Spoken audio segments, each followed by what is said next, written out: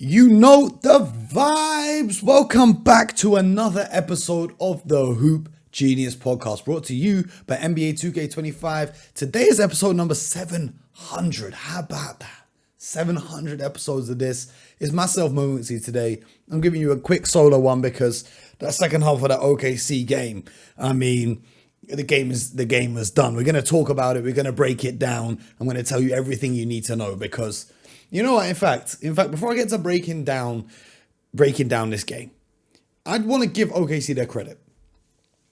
The OKC Thunder this season are the best third quarter team that I've seen since those Golden State Warriors when they were in the prime of their dynasty. Remember when in the third quarter, they would put on their death lineup and they would just blow teams out. So much so that Steph Curry spent half the season of the fourth quarters sitting on the bench with a towel on his head.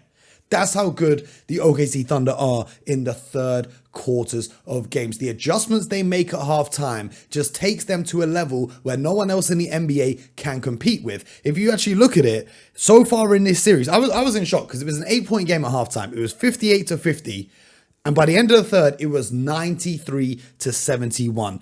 Throughout the third quarters in this series, so in two third quarters, they have outscored the Timberwolves 67-39 across both games. That is an absurd rate of not only scoring, but also locking up the opponents as well. So I wanted to give the shout out. Coach Sir and I talked about this 2 days ago on episode 698. We talked about the adjustments that OKC make. If you guys want to go back, because in all honesty with you guys, I'm going to keep it 100. This is going to be a short episode because it was kind of the same story in tonight's game as it was with game one. Now, the OKC Thunder won this game 118-103. The big difference is Julius Randle went from being the star of the show for the Timberwolves to having 6 points on 2 of 11 shooting tonight. Anthony Edwards did get 32, still struggling from behind the arc, 1 of 9 from deep, and the 3-point shooting is still just not there for the Timberwolves. Another night of going 11 of 39, but they didn't lose because they shot the ball badly. They lost because the Thunder's defense is just so good. There was something really interesting at the start of this game.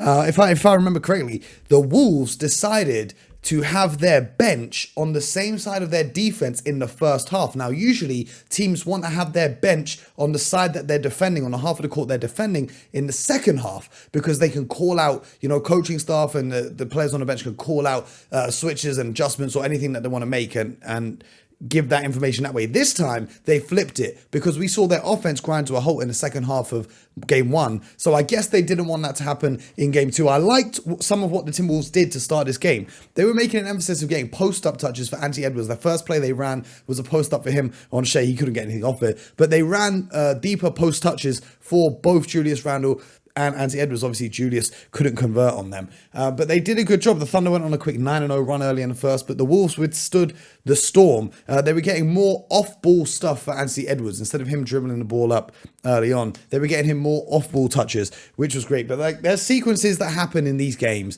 that I just look at and I just think, man. All right, so to close out the first half, right, Shea hits a pull-up three. Fantastic pull-up three off the dribble. Then the Timberwolves come down the floor, wanting to take the final shot of the half. At that point, it's a 6-point game. So you hit a three here, it's a 3-point game, a 1-possession game. All right, cool.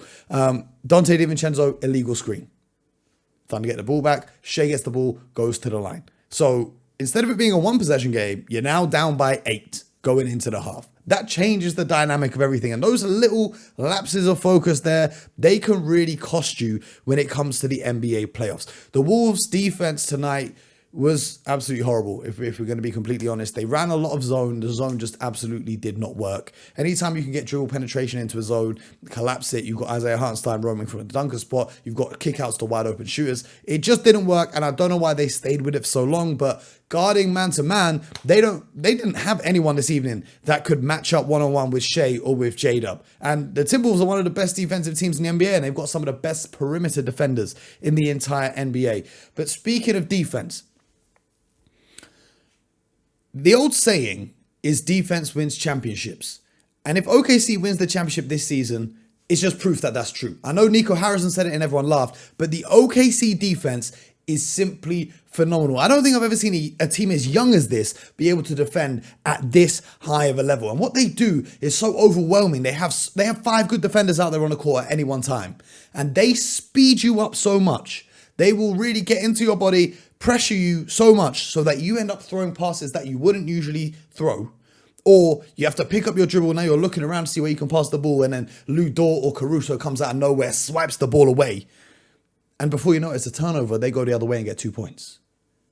The OKC Thunder are living proof. If they can get it done this year, that defense still in 2025 does win championships, much to the dismay of the of certain people and the analytics crowd. Man, I was if BJ was here, you guys know what he would be saying. But defense wins championships, still relevant to this day. The Timberwolves did cut the lead to just 10 points with 3 minutes to go in this one. But the game was like, after that third quarter, the game was done. The Wolves cut the lead to 10, and after watching the Pacers yesterday, you might have thought, or the day before, sorry, you might have thought, okay, they might get something going here.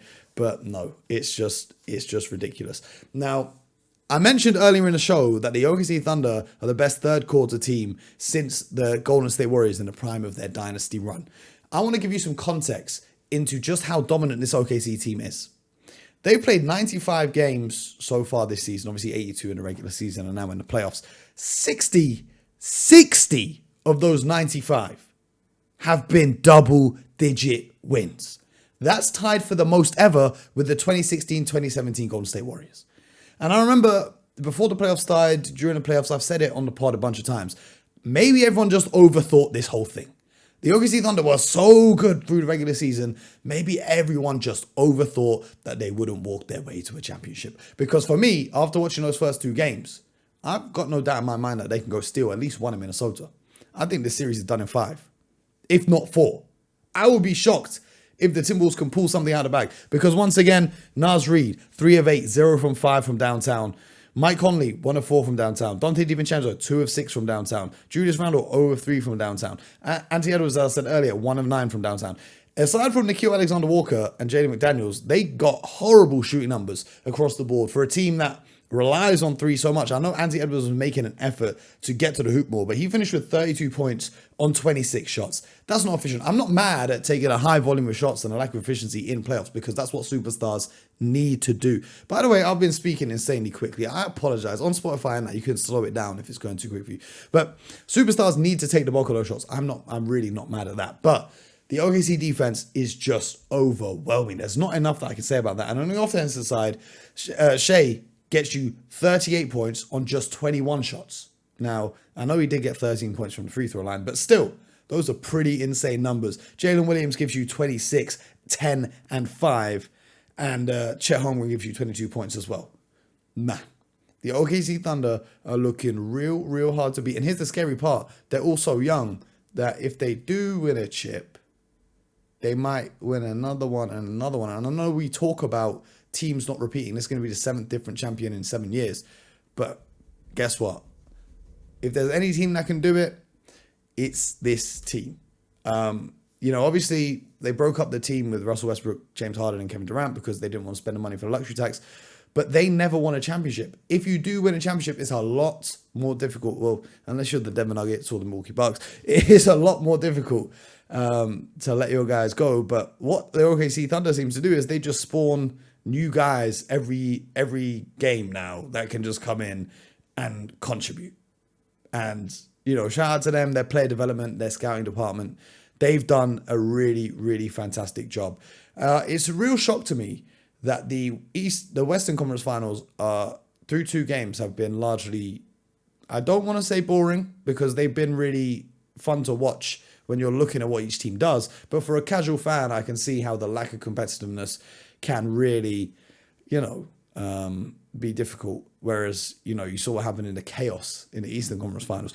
It's kind of a shock to me the Timberwolves are looking this bad. It does make me think if Steph Curry was healthy in the previous round, how that would have gone, given how game 1 of that series went with Steph just playing half that game.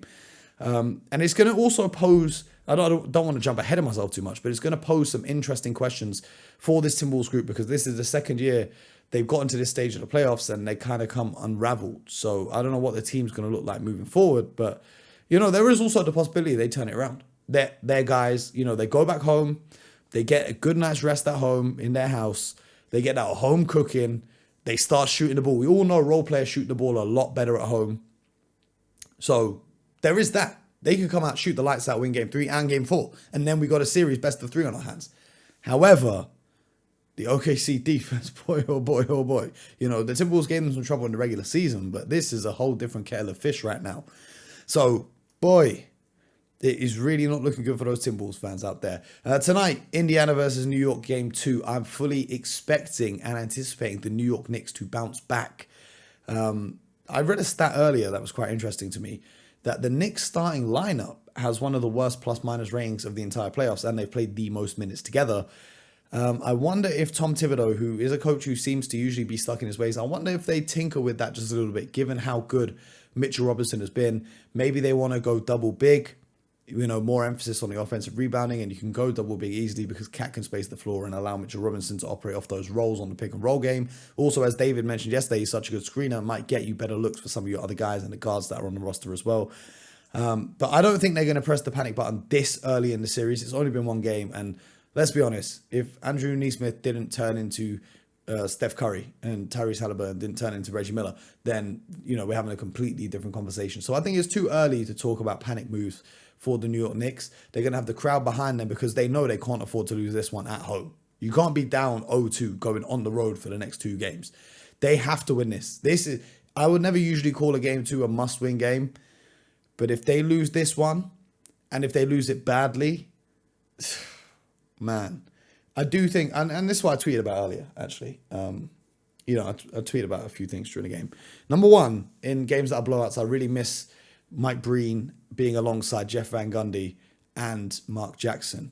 Because when they would have those random ass conversations, that was pure entertainment, even if the game was a blowout. I miss those guys on ESPN.